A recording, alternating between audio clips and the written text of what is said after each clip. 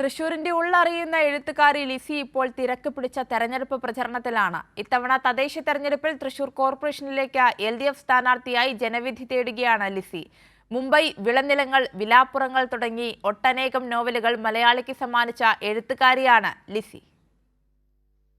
സാഹിത്യവും എഴുത്തും ചർച്ചകളും അടങ്ങുന്നതായിരുന്നു ലിസിയുടെ ഇതുവരെയുള്ള ജീവിതം. തൃശൂരിൽ ജനിച്ചു വളർന്ന ലിസിയുടെ പുസ്തകങ്ങളിൽ തൃശൂരങ്ങാടിയും നാട്ടുകാരും പ്രധാന കഥാപാത്രങ്ങളായി പലപ്പോഴും എത്തിയിട്ടുണ്ട്. ഇന്ന് നഗരത്തിൻ്റെ ഉള്ളറിയുന്ന എഴുത്തുകാരി സധൈര്യം ജനങ്ങൾക്കിടയിൽ ഇറങ്ങുകയാണ്. തൃശൂർ കോർപ്പറേഷനിലെ ലാലൂർ ഡിവിഷനിൽ LDF സ്ഥാനാർത്ഥിയായി ജനവിധി തേടുകയാണ് ലിസി.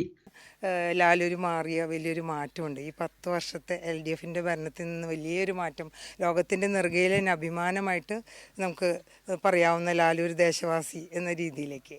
അപ്പോൾ ആ ഒരു LDFിൻ്റെ വികസനത്തിൻ്റെ തുടർച്ച. ഇപ്പോൾ എഴുത്തും ബാങ്ക് ജോലി ആയിരുന്നെങ്കിലും സാധാരണ ജനങ്ങളുടെ വേദന, അവരുടെ വിഷമങ്ങളും ദുരിതങ്ങളും ഒരുപാട് എന്നെ വേട്ടയാടിയിരുന്നു. അപ്പോൾ റിട്ടയർമെൻറ്റിന് ശേഷം പൂർണ്ണമായിട്ട് എൻ്റെ പൊതുജീവിതം തുടങ്ങുന്നത് പൂർണ്ണമായിട്ട് അതിൽ സമർപ്പിക്കാനാണ്. അപ്പോൾ മക്കളുടെ മാരേജൊക്കെ കഴിഞ്ഞു. അപ്പോൾ ഞാനും ഹസ്ബൻഡാണ്. നമുക്ക് പൂർണ്ണമായിട്ട് ഇനി ഇവരുടെ ഒപ്പം ഞാനുണ്ടാവും. ആദ്യ നോവലായ മുംബൈ മുതൽ ഇതുവരെ എഴുതിയിട്ടുള്ള എല്ലാ നോവലുകളും മലയാളി വായനക്കാർക്കിടയിൽ വലിയ സ്വാധീനം സൃഷ്ടിച്ചവയാണ്. വിലാപ്പുറങ്ങൾ എന്ന നോവൽ 2015 MP പോൾ പുരസ്കാരത്തിന് അർഹമായി. ലിസിയുടെ വിലാപ്പുറങ്ങൾ ആധാരമാക്കിയാണ് 2019 പൊറിഞ്ചുമറിയം ജോസ് എന്ന സിനിമ പുറത്തിറങ്ങിയത്. സാഹിത്യവും പൊതുപ്രവർത്തനവും ഒരുപോലെ കൊണ്ടുപോകാനാകുമെന്ന ആത്മധൈര്യത്തിലാണ് ലിസി. കൈരളി ന്യൂസ്, തൃശൂർ.